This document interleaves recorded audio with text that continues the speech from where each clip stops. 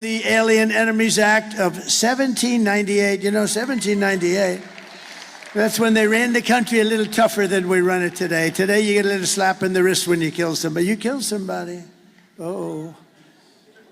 Now, if you fight for a fair and free election, then they throw the book at you, right?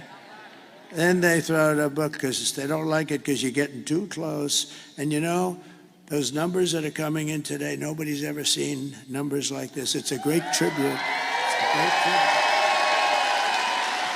So we're going to invoke the Alien Enemies Act of 1798 to target and dismantle every migrant criminal network operating on American soil. And if they come back into our country, it's an automatic 10 years in jail with no possibility of parole. And I'm hereby calling for the death penalty for any migrant that kills an American citizen or a law enforcement officer.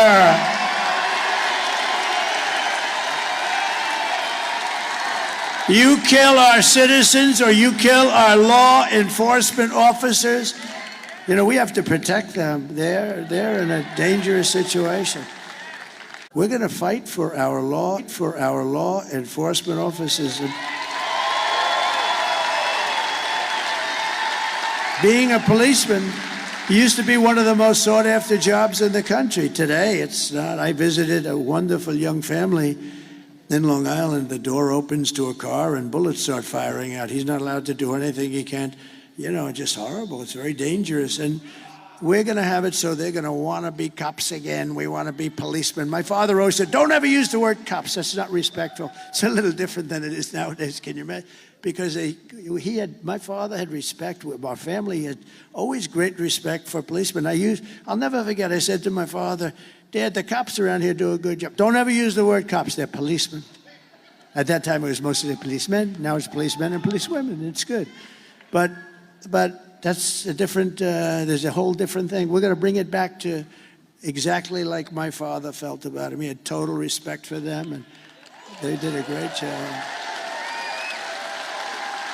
And you couldn't even get on the force. The standards were so high. Everybody wanted to be a policeman or then, as it kicked in, a policewoman. And they're doing a great job. And I will immediately ban all sanctuary cities in the United States of America.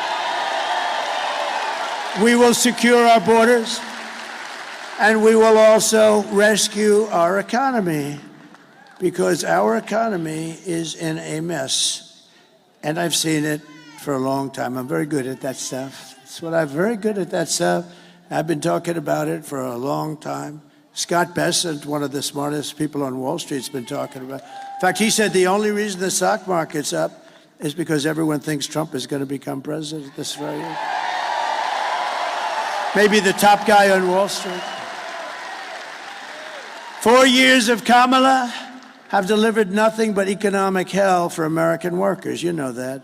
Her inflation disaster has made life unaffordable and cost families over $30,000 in higher prices. It's the cost. People tell me all the time, I actually talk to a lot of people. It's hard to believe. If I'm in a group, I say, come here, what do you like the best? Well, my groceries are. They're always talking about groceries and the cost of cars, the cost of everything. The cost of anything, it's all inflation that they created. They created it so stupidly with screwing around with my energy policies. I had oil at $1, I thought it was 87. I was corrected by the government. It was $1.84 a gallon. Think of this. And today you're at $4 and $5 and actually going up. It's going to go up a lot. By the way, the day after the election, if something bad happens, you'll see oil at 10, 12, 15, because these crazy people are trying to force electric cars down your throat. And we like electric cars, but they're not for everybody.